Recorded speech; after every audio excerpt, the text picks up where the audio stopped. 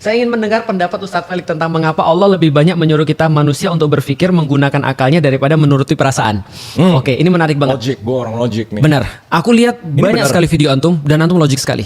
Jadi kayaknya kita itu kayaknya tidak menyisahkan ruang untuk perasaan kayaknya gitu. Ya, malah gue baca juga kan dulu Ya. pas Ustadz Felix Ya. sempat ateis, itu kan logik banget. Betul.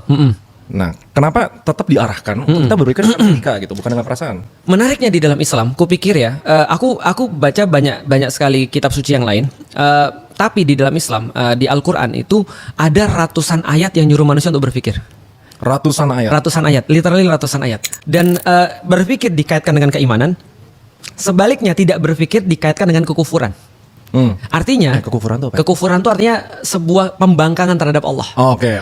Kekufuran Bukan kafiran. beda dengan kafir, beda. Oh, beda. Kafir itu orangnya, kufur itu adalah sifatnya. Oh. Nah, jadi gitu. Nah, jadi ini kayak apa? Adjektif sama apa ya? Satu lagi noun ya berarti ya. Berarti bisa dibilang ini orang-orang ini ada yang kafir gitu. Oh, Technically. ada orang kafir, tapi lebih banyak orang yang kufur. Karena menjadi seorang Muslim tidak menghalangi kita untuk jadi kufur Itu kepada benar Allah. banget. Itu benar banget. Kadang-kadang malah kalau kita lihat secara sifatnya ada orang-orang yang belum Muslim, tapi kita lihat sifat-sifat Islam ada di situ. Tapi ada orang-orang yang sudah Muslim, tapi sifat-sifat kekufuran ada di situ. Nah, kita buka lagi satu. Oke. Bahas tentang orang masih butuh agama nggak kalau dia sudah bergelimang harta karena kebanyakan gampang goyang kalau udah di top udah dibahas. Benar. Dua. Gimana kalau agama itu cuma ada satu? Apakah masih ada perang? Kalau ada perang, kira-kira masih berkodok agama lagi atau yang lain? Ini lebih gimana ya pertanyaannya? Ya, kalau menurutku ya tidak akan pernah berhenti selama matahari masih bersinar. Itu nggak akan pernah berhenti konflik kepentingan. Setuju. Menurut lu Masalah agamanya sih. Betul. Menurut lu sekarang lebih parah. Jadi gini, pertanyaan aku ganti. Lebih penting toleransi antar agama atau intra agama?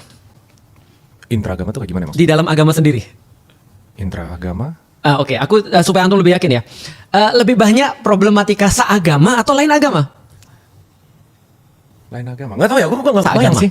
Seagama. Justru problemnya antara yang seagama gitu. Betul. Lu bayangin ya, aku jadi orang radikal nomor 2. Yang nobatin aku radikal nomor 2 siapa? Betul. Yang persekusi aku siapa? Sama-sama Muslim.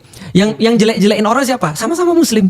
Nah, artinya toleransi intraagama menurutku lebih penting daripada toleransi antar agama. Contoh misalnya, kalau ada orang nggak sholat dan dia bukan Muslim, Erik nggak sholat. Masa kita kemudian ngomong, Rik, lu parah lu, nggak bersyukur lu, nggak mungkin kan? Orang dia bukan Muslim, gitu kan? Kita harus punya harapan apa terhadap Erik gitu maksudnya kan gitu kan ya. Tapi kalau misalnya ada orang Muslim nggak sholat, nah orang-orang Muslim mulai punya banyak pendekatan. Ada yang bilang jangan langsung kita judge. Ada yang bilang kita harus judge, nanti besok dia mati gimana? Ada yang judge-nya dengan keras dan segala. Itu buat konflik tuh. Kebayangkan ya. Nah, artinya pemahaman terhadap pemahaman. Kita bisa lihat bahwa bagaimana pendekatan-pendekatan ini kalau dia tidak didasarkan pada sesuatu yang benar, maka dia akan terus-menerus membuat konflik.